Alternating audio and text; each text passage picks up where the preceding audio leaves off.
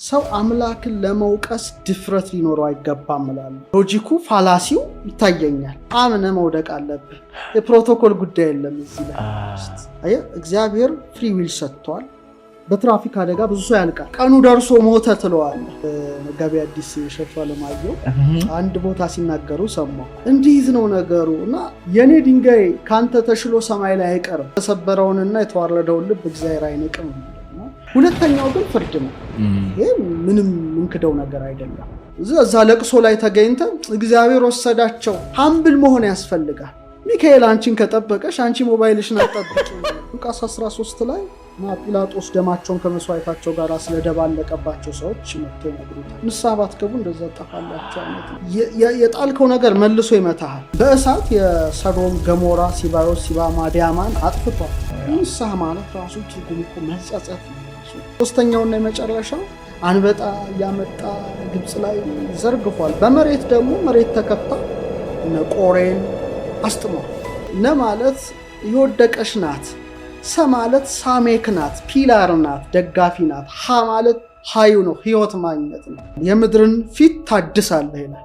አሮጌውንና የበሰበሰው ይወገዳል ነው። አንድ ከተማ የዛሬ 6 ዓመት ሰርቼ ነበር። አንድ ሙሉ ከተማ። ያን ጊዜ ሳታውቀው የጨለማ ሰራዊት ቦታ የለውም።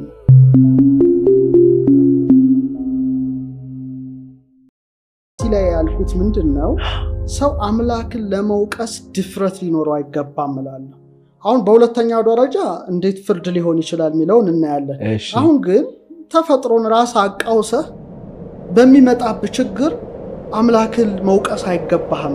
ለምሳሌ ላይፍ ኤክስፔክታንሲ እንመልከት። አሁን በባህር ማዶ ሰዎች 70፣ 80፣ 91 የተፈጥሮ አደጋ ይህን ያህል ሰደድ እሳት እንኳን ተነስቶ 5-10 ሰው ነው የሚሞተው። ከሰሃራ በታች ደግሞ ሰው 40 ዓመት ምናምን ነው የሚኖረው። ብዙ በሽታዎች አሉ፣ ወባ አለ፣ ምን አለ ምን አለ እና የኛ ቀን ደርሶ ወይ እነሱ ቀን ሳይደርስ ነው እንዴት ነው? እዚህ ላይ ሎጂኩ ፋላሲው ይታየኛል።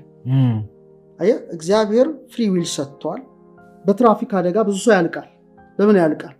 የእግረኛው መንገድ የሰው ከመኪና የመኪናው ከእንስሳው ድብልቅልቅ ስላለ ደግሞ ብቃት የሌላቸው አሽከርካሪዎች ለምሳሌ ላይሰንስ ዝም ብለው አግኝተው ሲነዱ ሰው ይጨርሳሉ አይደለ? ይሄን የትራፊክ እንትንህን ብታዘምን አዳዲስ ቴክኖሎጂዎች ብትጠቀም ሴንሰር ምናምን ትራፊክ አደጋ አሁን ሰው በጥቂት ትንሽ ሰው ነው ሞተ የሚባለው። እዚህ ግን ብዙ የትራፊክ አደጋ ይሞታል ሰው። ይሄንንም ሰው ሄደህ ቀኑ ደርሶ ሞተ ትለዋለህ። ቀኑ ሳይደርስ የሞተውን ቀኑ ደርሶ ሞተ ትለዋለህ። ስለዚህ ሰዎች ወንጀላቸውን ስተታቸውን ላለማመን ሲሉ ደፍረው ደግሞ ወደ ላይ ጣታቸውን ይቀስራሉ።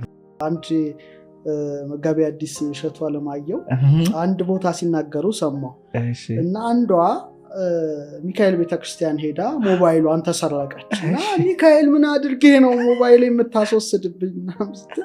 ሚካኤል አንቺን ከጠበቀሽ አንቺ ሞባይልሽን አትጠብቂ። ሰዎች ወንጀላቸውን ጭምር በእግዚአብሔር ያታልላሉ። ጦርነት ቀስቅሰው ህዝብ አልቆ እግዚአብሔር ወይም ይህን ቁጣ ያመጣህብን ምን አድርገን ነው ይሉ። እንዴት ነው ነገሩ? እና አንዳንዴ ሰው ራሳቸውን የሰሩትን ኃጢአት እንኳን ማመን አይችሉም።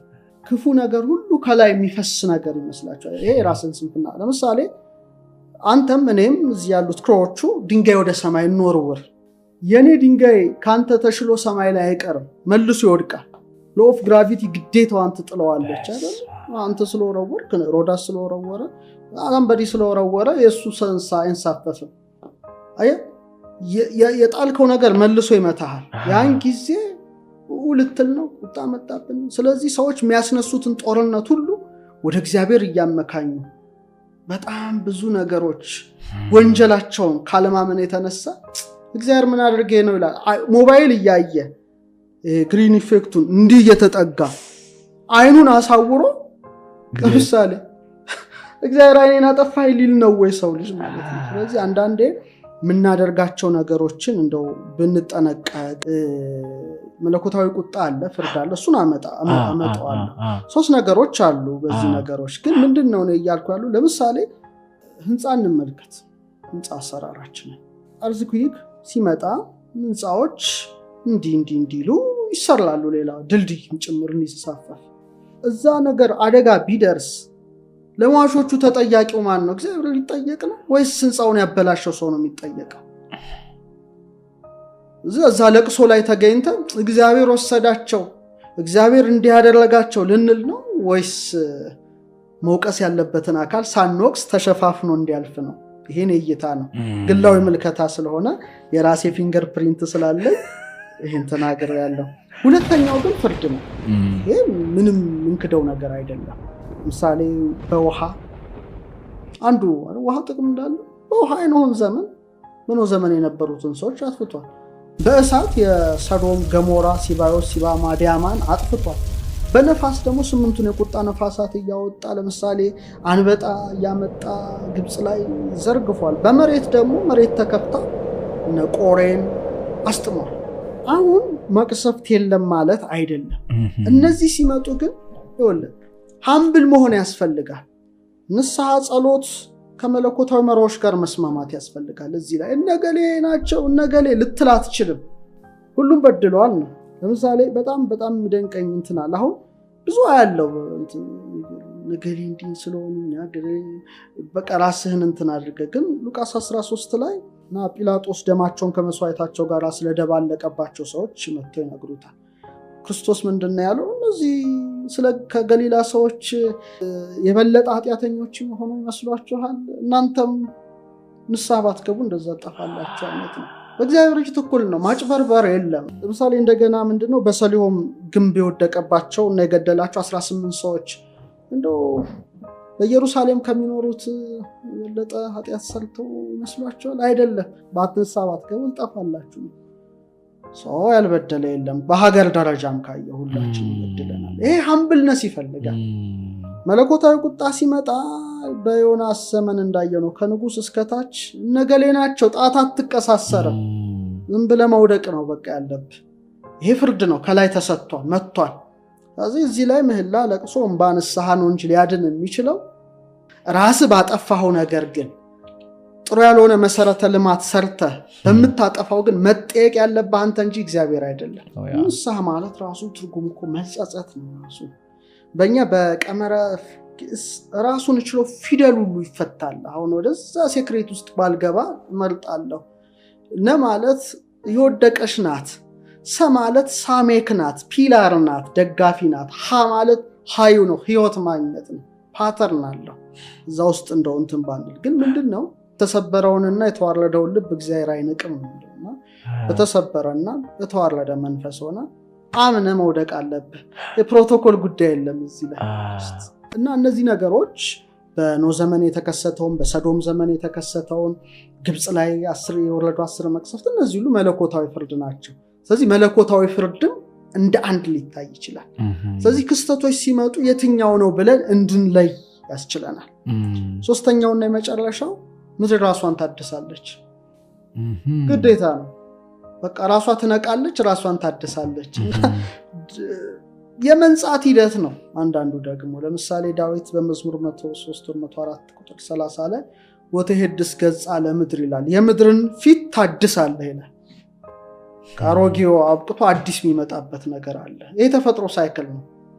እዚህ ላይ አሮጌውንና የበሰበሰው ይወገዳል ነው ማይረባው እንደ አዲስ ደግሞ ይመጣል። ለምሳሌ አንድ ተክል ስትቆርጥ አዲስ ይመጣ ያለ ገበሬ ይገዝር የለ እንደ ወይኖችን ሁሉ አዲስ እንት ብራንች እንዲያወጣ ነው።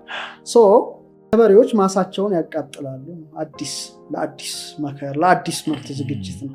ስለዚህ ምድር ራሷ ልክ እንደ ሰው አካል ናት። ሰው ከጉዳት በኋላ አካሉ እንደሚሰራ ምድርም ከጉዳት በኋላ ራሷ ታስተካክላለች። ይሄም ተፈጥሯዊ ጉዳይ ነው። ስለዚህ እንደ መቅሰፍትም ላናይ እንችላለን። ይሄ ግዴታ ተፈጥሮ ሳይክል ነው። ለምሳሌ ርዕደ ምድር ተነሳ በመሆኑ አዳዲስ ተራራ ይፈጠራል። ታይቶ የማይታይ ሸለቆ ይፈጠራል። አዲስ መልክዓ ምድር ይፈጠራል። አዲስ የመሬት ቅርጽ ይፈጠራል። ይሄ የመሬት መዋቅራዊ ሚዛኗን ጭምር ያስተካክላል። ይሄ ካልሆነ እሳተ ገሞራ እነዚህ መውጣታቸው መተንፈስ ማለት እኮ ነው። ወደ ቅፍትት ብሎ ሲነፋ ታገሳለህ ታወጣዋለህ እና ያን ጊዜ ነው ሚዛኗ የሚጠበቀው። በቃ ግዴታዋ ነው። ታምቃ አትቀርም፣ ትተነፍሳለች። ይህ ብቻ ሳይሆን በማዕድን የበለጸገ አፈር ይወጣል፣ መሬትን ለም ያደርጋል።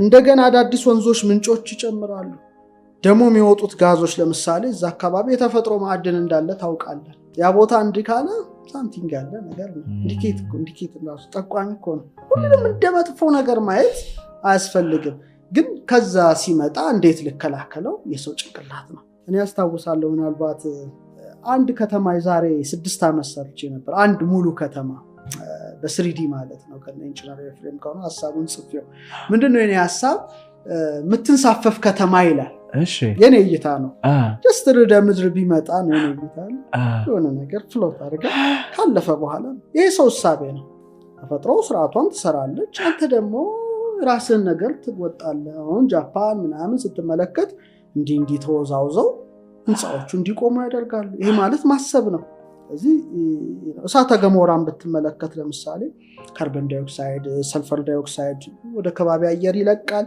ፖታሲየም በለው ፎስፈረስ በለው ማግኒዚየም በለው እነዚህ እኮ መሬትን የሚያበለጽጉ ነገሮች ነው ከመሬት ተፈልቅቀው የሚወጡት ደሴት ይኖራል ብዝሃ ህይወት ይጀምራል ኢቭን ራሱ እንደው መሬት ራሱ እንደው ውሃውን እንኳን ስትመለከት አዳዲስ ሐይቆች አዳዲስ ነገሮች ያመጣል ስለዚህ መሬት ራሷ ምትበታል አንተ ከርጅና አንተ አይሽ ማለት ነው ራሷን ታድሳለች ስለዚህ ይሄ ነው ሶስት ነገሮች ናቸው ነው መሰረታዊ ነገር አንድ የራሳችን ጥፋት ሁለተኛ ቁጣ ሶስተኛ ደግሞ መሬት ራሷን የምታስተካክልበት አዳዲስ አገር ሊፈጠር ይችላል ምንም የምታውቀው ነገር የለም እና ስለዚህ እንደ ብርሃን ማብራት ብርሃን ማለት እግዚአብሔርን መፍራት እግዚአብሔርን መውደድ የብርሃናማ ሰራዊትን ኃይል መቀዳጀት ማለት ነው ያን ጊዜ ሳታውቀው የጨለማ ሰራዊት ቦታ የለውም ምክንያቱም እዛ ካለው እዚህ ያለው ኃይል ይበልጣል ነው በዚህ መልኩ ብናየው መልካም ይመስለኛል